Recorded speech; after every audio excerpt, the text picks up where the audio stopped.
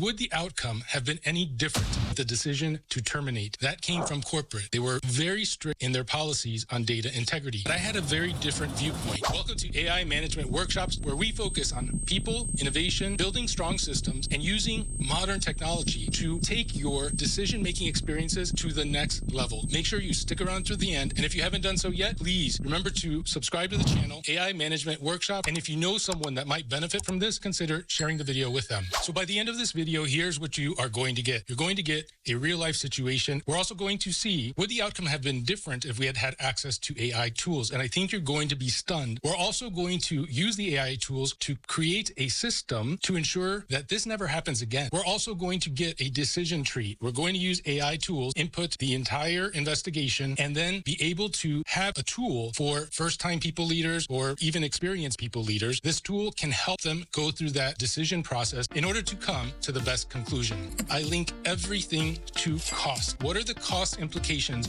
of making such a severe decision of having to terminate 25% of your workforce? So as we go through this story, I want you to put yourself in my shoes and tell me in the comment section, would you have terminated these employees or not? Here is what happened. Someone used an anonymous hotline to report that someone was not performing the scale verification checks. So every week at the beginning of the production week on Sunday nights, the first shift of the week was third shift. They would come in at 11 p.m. and sometime around 4 a.m., they would do these checks on the scales to ensure they were within tolerance of their calibration. And part of this was taking 25 kilo weights and taking 16 of them onto a large floor scale to verify that the 400 kilos in total matched with what the display said for the scale. It was a weekly thing that they had to do. Now, what would cause someone to go out of their way to call an anonymous hotline and report that someone was signing for something they weren't doing? Well, part of it was because I was new on site and I was emphasizing to everyone that they have to have performed the procedures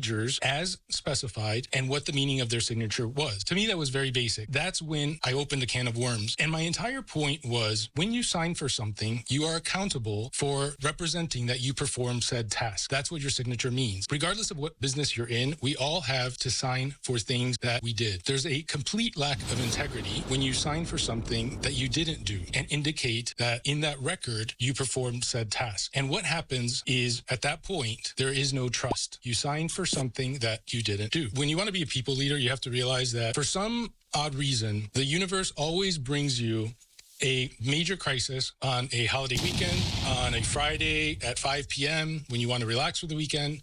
If you take a vacation, there's something in the universe that just, it doesn't matter. All things tend to go wrong, and that comes with the territory. In this situation, it had been forever. Every week there was an issue. I couldn't wait for Memorial Day weekend.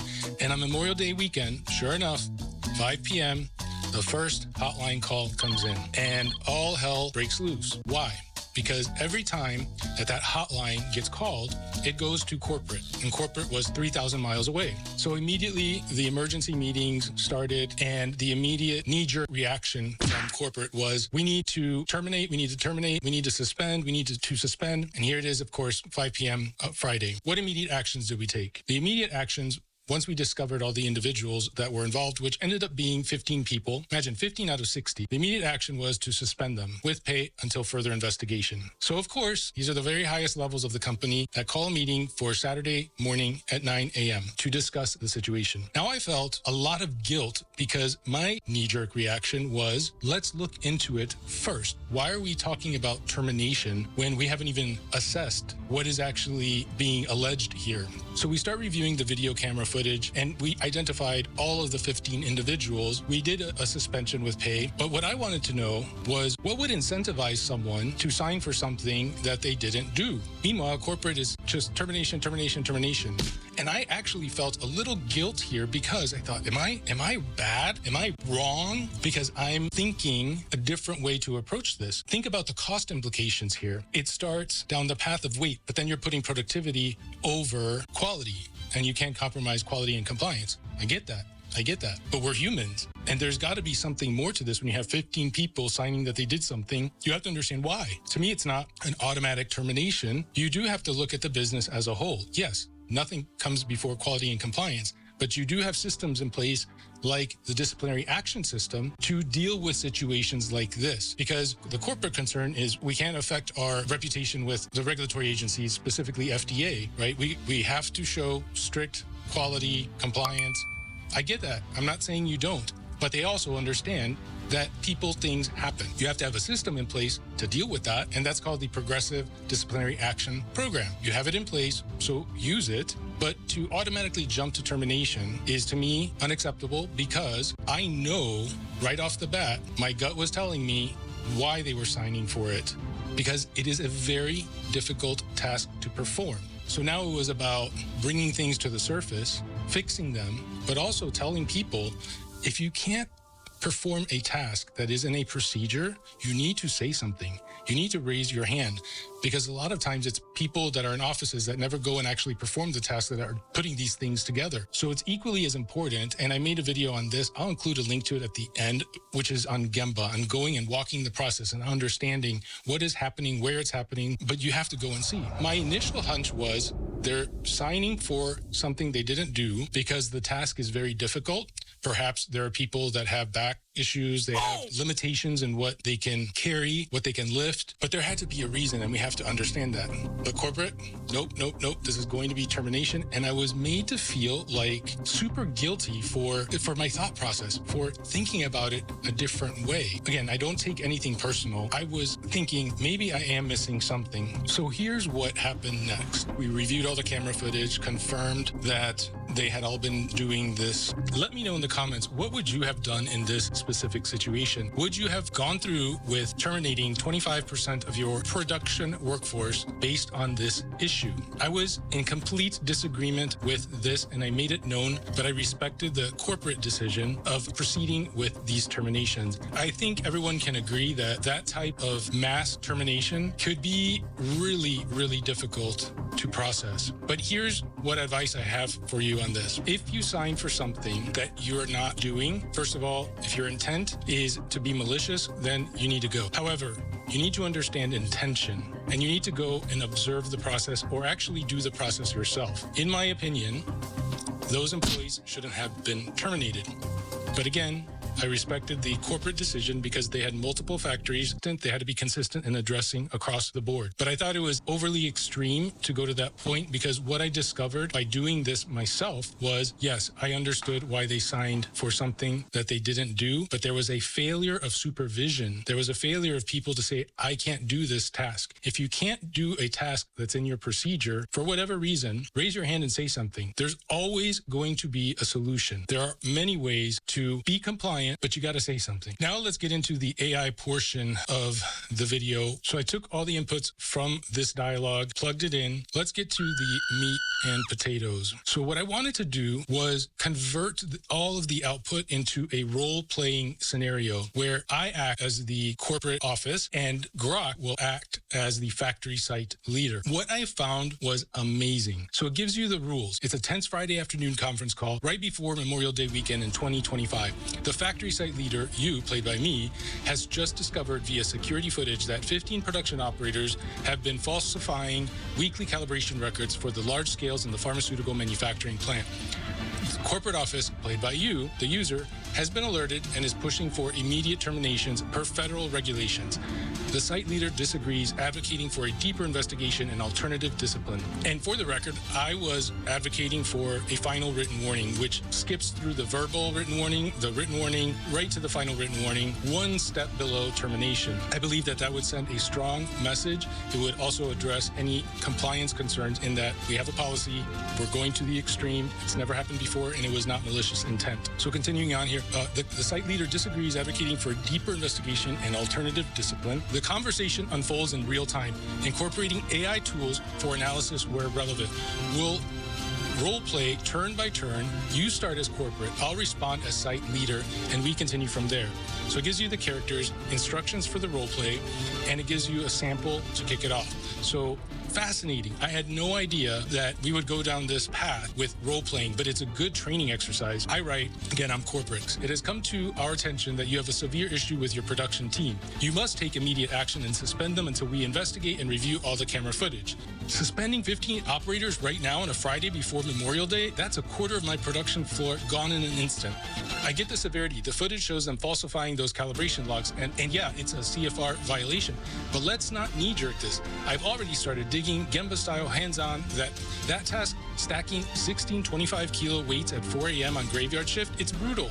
I tried it myself, and it's no wonder corners got cut. So you can read the rest for yourself. So I say, okay, you have a point. You are also way ahead of us with all your techie tools. You have to remember we have a very strict corporate policy on data integrity and no tolerance for falsification. Run through your AI assessment and get back to us ASAP. So Alex responds and calls for a quick call to finalize. So I said, sure, let's go ahead and do that. Set up a WebEx and make sure we bring legal into the discussion too.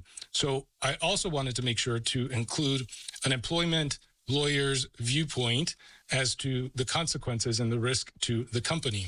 Alex says, sounds good. I'll set up the WebEx for Monday morning, which in reality it was Saturday morning. From Grok Lens Logic Focus, it highlights FDA guidance stressing root cause analysis for data integrity issues before enforcement. Falsification demands action, but progressive steps like warnings can align if no intent to defraud. And here's the source at fda.gov. On the HR side, best practices push for investigation first, then escalating discipline, verbal to final warning for misconduct like this to avoid knee-jerk firings and legal pitfalls. Source, AIHR.com. Financially, okay, we always link everything to cost here. With manufacturing turnover at 26 to 28% industry-wide, replacing each operator could run $10,000 to $40,000 or up to 2 times the salary, say $50K base, $100,000 hit per head. Do you understand why I had the viewpoint of not terminating these employees? We have a bias check now. Grok flags potential over-reliance on regulations versus human factors, but stays neutral with data. Recommendation, suspend for probe, then final warning with fixes. Automating weights, boost the night supervision to retain talent and cut risk. Gemini's take echoes FDA on no excuses for violations, but allows for contextual reviews to prevent recurrence. Source, FDA.gov. It backs progressive discipline for fairness, documenting everything to dodge suits. Cost mirrors Grok's, adding spikes in unemployment premiums. Bias check, slightly regulatory heavy, but counters with AI's role in spotting discrimination risk in decisions. Outcome, aligns with suspension now, warning later if root causes hold up. So here we go. Meeting confirmed. Make sure you have so I prompted it. Make sure you have a presentation ready with recommended actions that are well justified. Got it. Slide 1, executive summary, core recommendations. Why? AI insight. Slide 2, FDA compliance alignment, key guidelines, justification for actions.